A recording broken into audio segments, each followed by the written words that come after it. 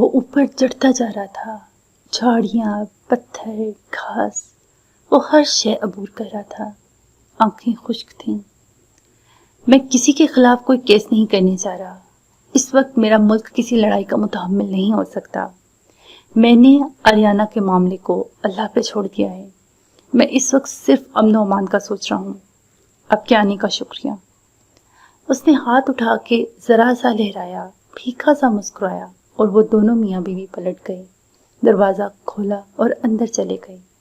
جب ان کے پیچھے کیمروں کے فلیش دھڑا دھڑ چلتے بجتے رہے، بالآخر دروازہ بند ہو گیا۔ وہ ابھی تک چٹان کے اوپر کھڑا تھا، جیبوں میں ہاتھ ڈالے، زخمی سا مسکراتے ہوئے۔ سفید شرٹ بار بار ہوا سے پھڑپھڑاتی اور اڑتی۔ وہ پاپ کارن کے ٹکڑے اس نے کسی تبرک کی طرح اپنے پاس سنبھال رکھے تھے۔ 2 دانے اس کے والٹ میں ہوتے تھے۔ گزرتے ماہ و سال نے ان کو سکھا دیا تھا، مگر وہ موجود تھے۔ دور ایک ملے نوجوان کسی بھورے بالوں والی فورنر لڑکی کے ساتھ ساحل پر چلتا آ رہا تھا۔ وہ دونوں باتوں میں مگن تھے۔ یکایک لڑکے کی نظر چٹان پہ کھڑے فاتح پر پڑی تو اس کا منہ کھل گیا۔ یہ وون فاتح ہے، بے یقینی سے بولا تو لڑکی نے ماتھے پہ ہاتھ کا چھچا بنا کے اس جانب دیکھا، پھر ناک سکوڑی۔ تم لوگ اس آدمی کے لیے اتنے پاگل کیوں ہو؟ کیا اس لیے کہ وہ وجیح اور خوبصورت ہے؟ نوجوان نے برا منہ بنا کے اسے دیکھا۔ وہ ایک اچھا اور ایماندار سیاستدان ہے۔ ہمارے ملک میں اسی طرح کے بہت سے سیاستدان ہوتے ہیں جو اتنے ہی نیچرل اور ایماندار ہوتے ہیں۔ اس آدمی میں ایسا کیا ہے جو تم لوگ اس سے اتنی محبت کرتے ہو؟ میں تمہیں جج نہیں کر رہی، صرف پوچھ رہی ہوں۔ پہلے اتنی محبت نہیں کرتے تھے، یہ اچھا لگتا تھا بس، لیکن پھر وہ بے تابی سے دور کھڑے تنہا آدمی کو دیکھ کر بتانے لگا، پھر اس کی بیٹی کھو گئی۔ کچھ کہتے ہیں وہ صرف کھوئی ہے، کچھ کہتے ہیں شاید وہ مر گئی ہو، لیکن لاش وغیرہ نہ ملی ہو۔ مگر سارا ملک جانتا تھا کہ یہ صوفیہ رحمان اور ان کے والد نے کروایا ہے۔ اس وقت ملک میں ویسے ہی انتشار پھیلا تھا۔ اگر وون فاتح چاہتا تو حکومت گرانے کے لیے سڑکوں پر آتا، لوگوں کو اکٹھا کرتا، مگر اس نے ایسا نہیں کیا۔ وہ ڈیوائڈنگ فورس نہیں بنا، اس نے لوگوں کو اکٹھا کیا، خود کو مظلوم بنا کے نہیں پیش کیا۔ وہ سروائیور بن کے سامنے آیا۔ اس نے بیٹی کے نام پہ ووٹ نہیں مانگے۔ سیاستدان اپنے خاندان کی اموات یا حادثوں کو کیش کرواتے ہیں ساری دنیا میں، مگر اس نے ایسا نہیں کیا۔ اس نے ملک کو ٹوٹنے نہیں دیا۔ پھر کمیونسٹ پارٹی سے مذاکرات ہو گئے اور پھر ملیشیا میں امن ہو گیا۔ اس وقت سے لوگ اس کی دل سے عزت کرنے لگے ہیں۔ تو مذاکرات کے بعد اس کیس کو فالو کیوں نہیں کیا؟ ایسا نہیں ہوتا ہیلن، جب آپ ایک دفعہ وقار کا مظاہرہ کرتے ہو تو پھر تھوکے کو نہیں چاٹتے۔ جب معاملہ جانے دیا تو جانے دیا۔ بہرحال اسی دن کے بعد وہ مزید مقبول ہوتا گیا۔ پھر موبائل نکال کے بے قراری سے بولا، اور سیلفی لیتے ہیں اس کے ساتھ۔ لڑکی مسکرا دی اور وہ دونوں تیزی سے اس کی طرف بڑھے۔ لڑکی کے پاس DSLR کیمرہ تھا، وہ برابر فاتح کی تصاویر اتار رہی تھی۔ وہ اب پلٹ گیا تھا اور تصاویر پشت کی آ رہی تھی، مگر وہ بناتی گئی۔ سر السلام علیکم۔ پرجوش سا نوجوان قریب آیا اور اسے پکارا تو وہ پلٹا، پھر اسے دیکھ کے مسکرایا اور ہاتھ ملایا۔ میں کریم ذوالکفلی ہوں سر۔ اچھا، کیا کرتے ہو تم کریم؟ سر میں PhD ڈاکٹر ہوں، اور یہ میری دوست ہے ہیلن جو کینیڈا سے آئی ہے۔ وہ جذبات سے گلابی پڑتا کہہ رہا تھا۔ کیا ہم سیلفی لے سکتے ہیں؟ شیور۔ اس نے سر کو خم دیا اور وہ دونوں اس کے دائیں بائیں کھڑے ہو گئے۔ وون فاتح نے ہاتھ سامنے باندھ لیے اور اسکرین میں دیکھ کے مسکرایا۔ لڑکا تصاویر اتارتا گیا، پھر جب اس نے کیمرہ نیچے کیا تو فاتح اس کی طرف گھوما۔ تو تم PhD ڈاکٹر ہو؟ کس چیز میں؟ کیمسٹری میں سر، خوشی سے بتایا۔ کریم تمہیں معلوم ہے ہمارے ملک کو اس وقت سب سے زیادہ ضرورت کس چیز کی ہے؟ نوجوان نے پہلے لڑکی کو دیکھا، پھر فاتح کو، پھر ذہن میں اس کی ساری تقاریر اور انٹرویوز دہرائے اور جلدی جلدی بتانے لگا۔ دھاندلی کے بغیر صاف شفاف انتخابات کی، اور کرپشن سے پاک مضبوط اداروں کی، اور حکمرانوں کے احتساب کی۔ فاتح ایک دم کھل کے ہنس دیا۔ کریم محظوظ انداز میں اس کے کندھے پہ ہاتھ رکھا۔ میں کہہ رہا تھا کہ ہمیں اس وقت تم جیسے پڑھے لکھے نوجوانوں کی سیاست میں ضرورت ہے۔ پھر اس کا کندھا تھپکا اور مسکرا کے آگے بڑھ گیا۔ وہ دونوں لاجواب سے دم بخود سے اس کو جاتے دیکھتے رہے تھے۔ جیبوں میں ہاتھ ڈالے وہ توانا اور مضبوط آدمی اب ریت پہ دور جاتا دکھائی دے رہا تھا۔ اسی لیے ہم اس سے محبت کرتے ہیں۔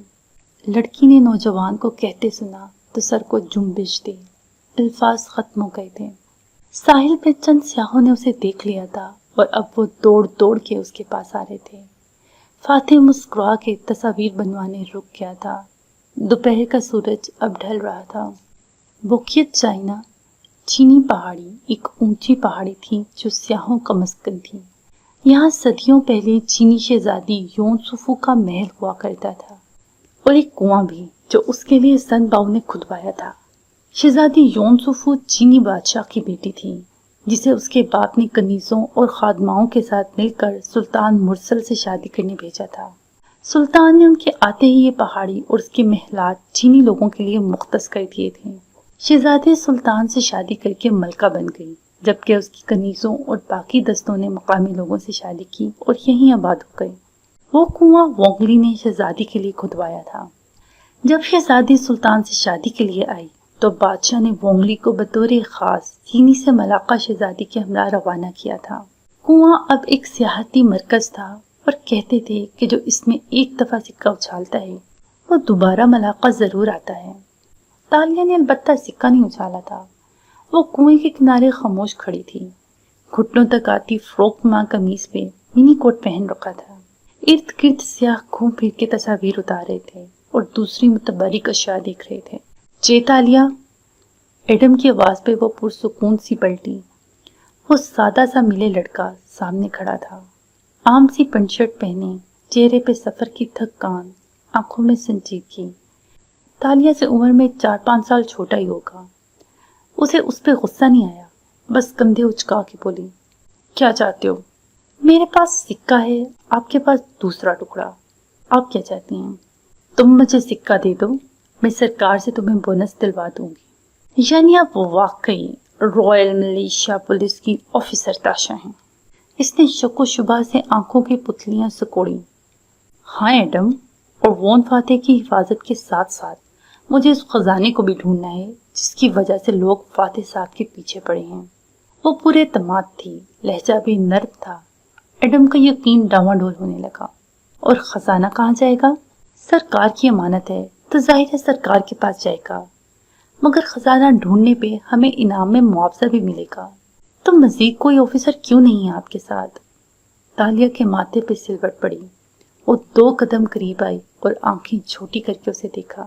اول تو مجھے کسی دوسرے کی مدد کی ضرورت نہیں، اور دوم مجھے کسی دوسرے پہ اعتبار نہیں۔ کیوں؟ کیونکہ کوئی بھی آفیسر لالچ میں میری جان لے کر خزانے کے ساتھ فرار ہو سکتا ہے، اور آپ خود بھی تو یہ کام کر سکتی ہیں۔ اگر کر سکتی ہوتی تو اتنا بڑا کیس مجھے میرے سینئرز دیتے۔ وہ ترکی بترکی جوابات دے رہی تھی۔ ایڈم چپ ہو گیا۔ دونوں کنویں کے پاس آمنے سامنے کھڑے تھے اور ان کے اوپر آسمان پہ سورج ڈھلکتا دکھائی دے رہا تھا۔ میں سکہ دے دوں گا، مگر آپ مجھے خزانے کی جگہ پہ ساتھ لے جائیں گی۔ ہم دونوں خزانہ ایک ساتھ ڈھونڈیں گے اور پھر سرکار کے حوالے کر دیں گے۔ وہ سوچ کے بولا۔ ساتھ دھوپ بھی نکلا۔ اندر کہیں وہ اس لڑکی کے روپ میں بھی تھا۔ اس کی ضرورت نہیں ہے، میں خود سب کچھ کر لوں گی، بس تم مجھے سکہ دو۔ تالیہ، اگر آپ چاہتی ہیں کہ میں آپ پر اعتبار کروں تو آپ کو بھی مجھ پر اعتبار کرنا ہوگا۔ مجھے تم پہ اعتبار ہے ایڈم۔ تالیہ نے لہجہ نرم کیا، اسے احتیاط سے کام لینا تھا۔ مجھے کیسے معلوم کہ آپ سکہ لے کے فرار نہیں ہو جائیں گی؟ میں کیا کروں جو تم میرا اعتبار کرو؟ آپ چابی کا دوسرا حصہ مجھے دے دیں۔ تالیہ کا تو مانو سر ہی گھوم گیا۔ کیا مطلب؟ کیوں دے دوں؟ دماغ ٹھیک ہے تمہارا؟ میں کچھ دیر ان دونوں کو اپنے پاس رکھنا چاہتا ہوں تاکہ یہ دیکھ لوں کہ ہم دونوں کو ایک دوسرے پر اعتبار ہے یا نہیں، اور تم جو چابی لے کر بھاگ جاؤ۔ تالیہ، میں سچا انسان ہوں، دھوکہ نہیں دوں گا آپ کو، لیکن اگر آپ مجھے چابی نہیں دے سکتی تو میں کیسے یقین کروں کہ خزانے کا انعام مجھے دیں گی؟ اس بات پہ وہ چپ ہو گئی۔ میں ابھی اس سکے کے ساتھ تھانے جا رہا ہوں، لیکن اگر آپ مجھے چابی کا دوسرا حصہ تھما دیں تو میں کسی اور کے پاس نہیں جاؤں گا، آپ کی اگلی کال کا انتظار کروں گا، ہم اکٹھے خزانہ ڈھونڈنے جائیں گے۔ اگر تم کسی تھانے گئے تو میرا پروجیکٹ فیل ہو جائے گا، بہت سے لوگ انوالوڈ ہو جائیں گے، اوپر والے مجھ سے خفا ہو جائیں گے، جاب کے بھی کچھ پروٹوکولز ہوتے ہیں ایڈم۔ وہ چڑ گئی تھی۔ کیا چیز تھا یہ لڑکا، اسے گھمائے جا رہا تھا۔ میں کسی کو نہیں بتاؤں گا کہ چابی آپ نے مجھے دے دی تھی، مگر میرا اعتبار کمانے کے لیے آپ کو یہ کرنا ہوگا، ورنہ سکہ میں نہیں دوں گا۔ وہ خاموشی سے اسے دیکھے گئی۔ وہ سکہ چرا نہیں سکتی تھی، زبردستی چھین بھی نہیں سکتی تھی۔ ایڈم کو وہ سکہ اپنی رضامندی کے ساتھ طالیہ کو دینا تھا۔ اب وہ کیا کرے؟ ایڈم کو نہیں معلوم خزانہ فاتح کے گھر میں ہے، اور اس کا خواب، اس کے مطابق وہ دونوں اکٹھے خزانہ ڈھونڈ رہے تھے، یعنی اسے اب اپنے خواب کے آگے ہتھیار ڈالنے ہوں گے، اسے ایڈم کے ساتھ خزانہ شیئر کرنا ہوگا۔ ٹھیک ہے، میں خزانے کی جگہ پہنچ کے تمہیں بلا لوں گی، تب تک تم اس چابی کو رکھ سکتے ہو۔ اس نے پرس میں ہاتھ ڈالا اور سنہری زنجیر میں پروئی ڈلی نکال کے اس کی طرف بڑھائی۔ لیکن یاد رکھنا، اگر تم اس کو لے کر بھاگے تو میں تمہارا وہ حشر کروں گی، تم یاد رکھو گے۔ میں دھوکے باز نہیں ہوں، امانت لوٹا دوں گا۔ اس نے زنجیر تھام لی۔ طالیہ کا دل ڈوب کے ابھرا، مگر اسے رسک لینا تھا۔ مگر یاد رکھنا، تم دونوں حصوں کو آپس میں نہیں جوڑو گے، یہ کام میں خود کروں گی۔ سنا تم نے ایڈم، تم چابی کو نہیں جوڑو گے۔ تنبیہ کرتے ہوئے اس نے بریسلٹ چھوڑ دیا۔ میں وعدہ کرتا ہوں میں اسے نہیں جوڑوں گا۔ اس نے احتیاط سے اسے اپنی جیب میں ڈال دیا۔ تم مجھے جھوٹا کہتے ہو ایڈم، چلو آج میں تمہاری سچی زبان پہ بھروسہ کر کے دیکھتی ہوں۔ رات کو میں تمہیں جہاں بلاؤں وہیں آ جانا۔ ایڈم نے سر کو خم دیا۔ وہ آگے بڑھنے لگی تو وہ بول اٹھا، آپ یون سوفو کے کنویں میں کوئی سکہ نہیں اچھالیں گی؟ کہتے ہیں اگر دوبارہ ملاقہ آنا ہو تو سکہ اچھالنا ہوگا۔ وہ رکے بغیر بے کانگی سے بولی، میں دوبارہ ملاقہ آنا ہی نہیں چاہتی۔ یہ کیس ختم ہو تو میں ریٹائرڈ ہو جاؤں گی، دور کسی جزیرے پہ گھر بناؤں گی، بس۔ اور اس کے قریب سے گزر کے آگے بڑھ گئی۔ کار میں واپس بیٹھتے ہی اس نے موبائل نکالا اور اسکرین پہ چند بٹن دبائے۔ ایڈم کی جیب میں جو ننھا سا جی پی ایس ٹریسر اس نے ڈالا تھا وہ آن ہو گیا تھا۔ وہ جہاں بھی جائے گا طالیہ کو معلوم ہوتا رہے گا۔ وہ کسی تھانے یا کسی مشتبہ ایڈریس پہ جائے گا تو وہ جان جائے گی۔ اس سے زیادہ کچھ بھی اس کے ہاتھ میں نہ تھا۔ جو چابی اتنے برس بعد بھی گھوم پھر کے اس کے پاس آ گئی تھی، ایڈم اس کو اس سے نہیں چھین سکتا تھا۔ سوچوں میں گم اس نے کار سٹارٹ کی۔ اس کا بیک پیک فرنٹ سیٹ پہ خاموش رکھا تھا۔ اندر کھانے کی کوئی چیز نہ تھی، طالیہ نے رکھی نہیں تھی۔ شام ڈھل گئی اور ملاقہ پہ رات اتر آئی۔ سنبھو کے گھر والی گلی میں رات کے ہنگامے جاگ اٹھے، بتیاں جگمگانے لگیں اور گاہکوں کا رش ریستورانوں کے برآمدوں میں بڑھتا گیا۔ ایسے میں سڑک کنارے ایک کیفے کے باہر طالیہ مراد اخبار چہرے کے سامنے پھیلائے بیٹھی تھی۔ بیک پیک ساتھ رکھا تھا اور بار بار اخبار کا کونا موڑ کے سنبھو کے گھر کو دیکھتی تھی۔ گھر کا دروازہ بند تھا اور باہر فاتح کی کار کھڑی دکھائی دے رہی تھی۔ وہ ابھی ابھی واپس آیا تھا اور طالیہ کو امید تھی کہ اب وہ کوالالمپور جانے کے لیے نکل جائے گا۔ صبح پارلیمان کا اجلاس تھا اور فاتح کو لازمی وہاں پہنچنا ہوگا۔ بالآخر دروازہ کھلا اور وون فاتح سفری بیگ سمیت باہر آتا دکھائی دیا۔ اسی سفید شرٹ کے آستین کوہنیوں تک چڑھائے وہ اجلت میں لگ رہا تھا۔ پھر اس کی کار زن سے طالیہ کے ساتھ سے گزری تو اس نے سکون کی سانس خارج کی۔ اب اسے تھوڑی دیر مزید انتظار کرنا تھا جب گلی میں رش ختم ہونے لگے اور وہ اندر جا سکے۔ آج واردات کی رات تھی، راستہ صاف تھا۔ اس نے اخبار نیچے کیا اور ویٹر کو آرڈر لکھوانے لگی۔ وون فاتح ڈرائیو کرتے ہوئے چند گلیاں آگے آیا کہ موبائل بجنے لگا۔ اس نے ڈیش بورڈ سے فون اٹھا کے دیکھا، ایڈم کا نمبر جل بجھ رہا تھا۔ جانے کس وقت ایڈم نے اپنا نمبر اس کے فون میں فیڈ کیا تھا۔ اب وہ ملازم نہیں رہا تھا تو یقیناً اگلی نوکری کی بات کرنا چاہتا ہوگا۔ اس سے نہیں ہوتے تھے یہ کام۔ بیزاری سے اس نے فون پڑے ڈال دیا۔ وہ دوبارہ بجنے لگا۔ اب کہ اس نے برہمی سے موبائل اٹھایا تو دیکھا اس کا پیغام آیا پڑا تھا۔ فاتح نے کار روکی، رفتار آہستہ کی اور پیغام کھولا۔ سر، میں ملاقہ میں ہوں، آپ کے گھر کے قریب. مجھے آپ کو کچھ بتانا ہے. یہ تالیہ کے بارے میں. پلیز مجھ سے مل لیں. فاتح کی آنکھیں پرسوچ انداز میں چھوٹی ہوئیں. کال دوبارہ آنے لگی تو اس نے فون اٹھا لیا. ہاں ایڈم بولو. سر میں جونکر اسٹریٹ پر ہوں, کیا ہم مل سکتے ہیں؟ وہ بے قراری سے بولا. ایڈم مجھے لمبا سفر کرنا ہے. تم سر آپ مجھے اتنا تو جانتے ہیں نا کہ اس بات پہ یقین کر سکیں کہ میں آپ کو کسی بیکار کام کے لیے نہیں روکوں گا. وہ جلدی جلدی کہہ رہا تھا. فاتح نے گھڑی دیکھی. میں جونکر اسٹریٹ کے کارنر تک آ رہا ہوں. میرے پہنچنے تک اگر تم پہنچ جاؤ تو ٹھیک, ورنہ میں آگے نکل جاؤں گا. میں ابھی آیا. شاید وہ فوراً بھاگ پڑا تھا. فاتح نے رفتار آہستہ کی اور گاڑی آگے بڑھا دی. 10 بجنے والے تھے. واپس سن باؤ کے گھر والی گلی میں آؤ تو تالیہ کا ہاٹ چاکلیٹ کا گلاس انچھوا رکھا تھا اور چکنی نظریں سرخ گھر کے دروازے پہ جمی تھیں. پھر اس نے گھڑی دیکھی اور اٹھ کھڑی ہوئی. چوک پہ فاتح نے کار ایک طرف روکی, پھر اے سی فل کھول دیا اور گھڑی دیکھی. وہ چند منٹ ایڈم کی بات سننے رک سکتا تھا. خیر ہے, مگر 2 منٹ بھی نہیں گزرے جب فرنٹ ڈور پہ دستک ہوئی. پھر ایڈم تیزی سے اندر بیٹھا. سر میں جانتا ہوں آپ سوچ رہے ہوں گے کہ پہلے سانس لو ایڈم. اس نے آرام سے کہا تو ایڈم رکا. اس کا سانس پھولا ہوا تھا اور وہ خود پسینے میں بھیگا ہوا تھا. پھر وقت ضائع کیے بغیر وہ بولنے لگا. سر کیا آپ اس کو پہچانتے ہیں؟ ایڈم نے جیب سے دونوں چیزیں نکال کے اس کے سامنے رکھی. فاتح نے چونک کے دیکھا. ایک اسرا کا بریسلٹ تھا اور دوسرا سکہ. اس نے بھویں اچنبے سے اکٹھی کی. یہ کیا ہے؟ سر یہ مجھے چیتالیہ نے دیا ہے. فاتح کے ماتھے پر بل پڑے. اس نے بریسلٹ اٹھایا اور الٹا پلٹا کے دیکھا. یہ اسرا کا ہے. سر یہ اور سکہ ملا کر چابی بن جاتی ہے. یہ چابی. وہ ابھی کہہ ہی رہا تھا کہ فاتح نے سکہ اٹھایا اور اس کو ٹیڑھا کیا. سوراخ نظر آیا تو اس نے ڈلی کو اندر ڈال دیا. ہلکے سے کلک کی آواز آئی اور چابی مکمل ہو گئی.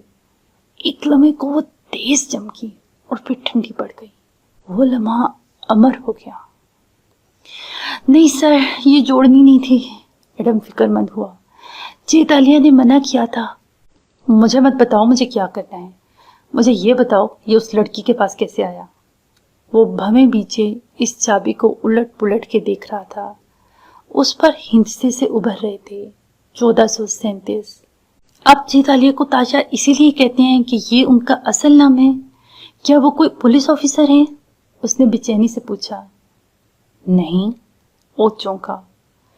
وہ ایک زمانے میں تھیٹر کی کوئی ایکسٹرا ایکٹریس ہوا کرتی تھی اور اس نام کا ایک کردار کرتی نظر آئی تھی. ایڈم کا منہ کھل گیا. تو وہ واقعی پولیس آفیسر نہیں ہے؟ فاتح نے بھویں بھیجے ناگواری سے اسے دیکھا. مجھے شروع سے بتاؤ یہ سب کیا چل رہا ہے. کار سڑک کنارے کھڑی تھی اور وہ دونوں ایک دوسرے کی طرف ترچھے ہوئے بیٹھے تھے. ایڈم نے تھوک نکل کے خشک گلا تر کیا اور بولنا شروع کیا. سچ سچ سب کچھ. گلی میں رش اب باندھ پڑ گیا تھا. دکانیں ابھی تک کھلی تھیں مگر گہما گہمی کم ہو چکی تھی. تالیہ اپنا ہاٹ چاکلیٹ انچھوا چھوڑ کے اب سن باؤ کے گھر کے سامنے کھڑی تھی. اس نے اس میں لاک پک گھسائی اور چند لمحوں میں تالا کھل گیا. اس نے ادھر ادھر دیکھا. سڑک پہ کوئی بھی اس طرف متوجہ نہ تھا اور جتنے اعتماد سے وہ دروازہ کھول رہی تھی اسے کسی نے دیکھ کے بھی گھر کی مالکن پر محمول کیا ہوگا. اندر گھر سنسان اور اندھیر تھا. اس نے پینسل ٹارچ آن کی اور روشنی اطراف میں ڈالتی آگے بڑھنے لگی. کنواں کونے میں خاموش پڑا تھا. وہ تیزی سے اس تک آئی اور اس کے دہانے سینے کے بل الٹی لیٹی اور کنویں کی دیوار کو اندر سے چھوا. وہاں دیوار میں کھدے ننھے ننھے سے زینے تھے جن کی مدد سے نیچے اترا جا سکتا تھا. اس نے اسرا کی ویب سائٹ پہ پڑھا تھا کہ سن باؤ کے کنویں میں قدیم لاک سسٹم تھا. ان زینوں کی مدد سے جب اس کو کھولا گیا تو اندر چند پرانے سکے اور سن باؤ کے استعمال کی چیزیں ملی جن سے معلوم ہوا کہ یہ گھر واقعی سن باؤ کا تھا. مگر وہ جانتی تھی کہ ان ننھے ننھے سوراخوں میں کچھ اور بھی ہوگا. سینے کے بل لیٹی وہ کنویں کے اندر جھکی. چوٹی الٹی ہو کر نیچے لٹکنے لگی. وہ 3 سوراخ تھے, اتنے بڑے جتنی ایک اینٹ ہوتی ہے, گویا اینٹ کی جگہ خالی چھوڑ دی گئی تھی۔ اس نے پہلے سوراخ میں ہاتھ ڈالا، وہ خالی تھا۔ وہ اٹھی اور کنویں کی منڈیر پکڑ کے اندر اتری، احتیاط سے کہ پہلے سوراخ میں ہاتھ رکھے۔ اب وہ کنویں کے اندر لٹکتی نظر آ رہی تھی۔ دوسرے ہاتھ سے اس نے دوسرا سوراخ ٹٹولا، وہ بھی اندر سے خالی تھا۔ اسے پسینہ آنے لگا، پیر کو دیوار کے ایک ابھرے ہوئے پتھر پہ جمایا اور مزید نیچے اتری۔ اب تیسرا سوراخ اس کے سامنے تھا۔ تالیہ نے دھڑکتے دل سے اس میں ہاتھ ڈالا۔ یہ سوراخ زیادہ اندر تک گہرا تھا، آس پاس بے تحاشا کائی جمع تھی۔ اندر کوئی پتھر سا پڑا تھا جو مٹی میں جمع ہوا تھا۔ وہ زور سے اسے کھینچنے لگی مگر وہ نکل کے نہیں دے رہا تھا۔ چند فٹ نیچے کنویں کا پانی جمع تھا، عجیب حفظ زدہ ماحول تھا۔ اسے پسینے آنے لگے، پھر پیر سے بندھا خنجر نکالا اور اندر سوراخ میں مارنے لگی، یہاں تک کہ پتھر علیحدہ ہو گیا۔ اس نے پتھر باہر نکالا اور دیوار کی اینٹوں کو پکڑے واپس اوپر چڑھائے۔ باہر آ کے اس نے گہرے گہرے سانس لیے۔ ذہن اندھیرے میں ڈوبا تھا سوائے ٹارچ کی روشنی کے۔ تالیہ نے روشنی پتھر پہ مرکوز کی جس پہ کائی جمع تھی اور اسے صاف کرنے لگی۔ بدقت پتھر کی سطح واضح ہوئی، اس پر قدیم جاوی رسم الخط میں ایک عبارت کھدی تھی۔ کائی نے عبارت میں سبز رنگ بھر دیا تھا، ٹکن ملائیو پلانگ دی دنیا، ملے قوم کبھی بھی دنیا سے غائب نہیں ہوگی۔ یہ ہونگ توا کا مشہور قول تھا جس کو یاد کرتے کرتے ملے بچے بڑے ہوتے تھے۔ ٹکن ملائیا پلانگ دی دنیا، اس نے سوچتے ہوئے الفاظ دہرائے، پھر آنکھیں بند کیں۔ یہ کوئی نشانی تھی، کوئی پہیلی؟ کیا مطلب ہوا اس کا؟ ملے نسل کبھی بھی دنیا کے چہرے سے غائب نہیں ہوگی، ملے نسل کبھی بھی غائب نہیں ہوگی، ملے نسل کبھی بھی مٹے گی نہیں، غائب نہیں ہوگی۔ اس نے آنکھیں کھولی، الفاظ دوبارہ دیکھے، مگر اب وہ ان کو پڑھ نہیں رہی تھی، وہ اس انداز کو دیکھ رہی تھی جس میں وہ لکھے تھے، تیر کی صورت، آخر میں چھوٹے ہو جاتے۔ جس پوزیشن میں پتھر پڑا تھا اسی لحاظ سے وہ نیچے کی طرف اشارہ کرتے تھے۔ تالیہ مسکرائی اور نیچے کنویں میں جھانکا جہاں پانی کسی بھرے ہوئے گول تھال کی صورت نظر آ رہا تھا۔ وہ پتھر کنویں کے اوپر لائی اور اسے گرا دیا۔ پتھر نے پانی میں ڈبکی کھائی اور لمحے بھر کو سکوت چھا گیا۔ وہ سر جھکائے دیکھتی رہی۔ فلیش لائٹ پانی پہ تان رکھی تھی۔ دھیرے دھیرے پانی سمٹتا گیا، گھٹتا گیا، جیسے سوکھ رہا ہو، یہاں تک کہ اس کی سطح نیچے ہوتی گئی۔ کائی زدہ دیواریں برہنہ ہونے لگیں۔ وہ نیچے جاتا گیا اور بالآخر وہ غائب ہو گیا۔ غائب، یہی نشانی تھی۔ وہ کنویں میں جھانک رہی تھی کہ صحن کے دوسرے کونے میں گڑگڑاہٹ ہوئی۔ وہ چونک کے گھومی، مخالف طرف، مجسمے کے ساتھ زمین میں کچھ ابھرا تھا۔ وہ تیزی سے اس طرف آئی۔ وہ لکڑی کا ایک ٹریپ ڈور تھا، جیسے فرش میں لگا ڈھکن ہو۔ اسے اچھی طرح یاد تھا کہ یہ پہلے یہاں نہیں تھا، مگر اب وہ کائی زدہ ڈھکن یوں نظر آ رہا تھا گویا صدیوں سے یہی موجود ہو۔ اس کی ریڑھ کی ہڈی میں سنسنی خیز لہر دوڑ گئی۔ خزانہ کنویں کے نیچے نہیں تھا، خزانہ اس کے نیچے تھا۔ اس نے ڈھکن اٹھایا، وہ آرام سے اٹھ گیا۔ تالیہ نے روشنی نیچے پھینکی۔ وہاں زینے تھے جو نیچے گم ہو رہے تھے۔ آخر میں مدھم سا ایک دروازہ تھا۔ اسے دروازے کی چابی چاہیے تھی۔ اوہ ایڈم، ایڈم کہاں ہو تم؟ اس نے فون ملایا اور اس کی آواز سنتے ہی بولی، میں جونکر اسٹریٹ پہ ہوں، کیا آپ کو خزانہ مل گیا؟ ہاں، تم سن باؤ کے گھر آؤ۔ اب سن باؤ کے گھر ہیں؟ فون فاتح کے گھر؟ ہاں، ڈونٹ وری، وہ چلے گئے ہیں، تم جلدی آؤ، دروازہ کھلا ہے۔ اور سنو، آخر میں قدرے غور آئی، اگر تم نے کسی بھی قسم کی چالاکی دکھانے کی کوشش کی تو میں دنیا کے آخری کونے تک تمہارا پیچھا کروں گی ایڈم۔ میں آ رہا ہوں، وہ آہستہ سے بولا تھا۔ تالیہ نے بیک پیک کندھوں پہ ڈالا اور زینے اترنے لگیں۔ ٹارچ کی روشنی اپنے آگے پھینکتی جا رہی تھی۔ سنہری چوٹی بنائے، منی کوٹ اور لمبی قمیض پہنے لڑکی بہت پرجوش لگ رہی تھی۔ سیڑھیاں ایک دروازے پہ جا کے ختم ہو گئیں۔ وہ لکڑی کا قدیم دروازہ تھا، اس پہ عجیب و غریب سے ہندسے لکھے تھے۔ یہی تھا خزانے کا راستہ، یہی تھا اس کا وہ آخری موقع، وہ آخری واردات جس کی وہ کب سے منتظر تھی، جزیرے کے اوپر وہ اونچا محل، وہ پرسکون زندگی، ان سب خوابوں کی تکمیل کا وقت آن پہنچا تھا۔ وہ جانتی تھی اس نے ایڈم کو چابی دے کے خطرہ مول لیا ہے، مگر اس کے خواب سچ بولتے تھے ہمیشہ۔ ان کے مطابق ایڈم اور وہ اس کھوج میں اکٹھے تھے، وہ اس کو بھی حصہ دے دے گی، 10%، بس یہی بہت ہے۔ اب وہ دروازے کے ساتھ گھڑی بار بار گھڑی دیکھ رہی تھی۔ موبائل اسکرین کے مطابق ایڈم کا ٹریسر جونکر اسٹریٹ سے چل پڑا تھا اور اب وہ قریب ہی تھا۔ ایڈم نے دھوکہ نہیں دیا۔ گڈ۔ وہ پرجوش سی دروازے کی سطح پر ہاتھ پھیرنے لگی، لبوں پہ مسکراہٹ تھی۔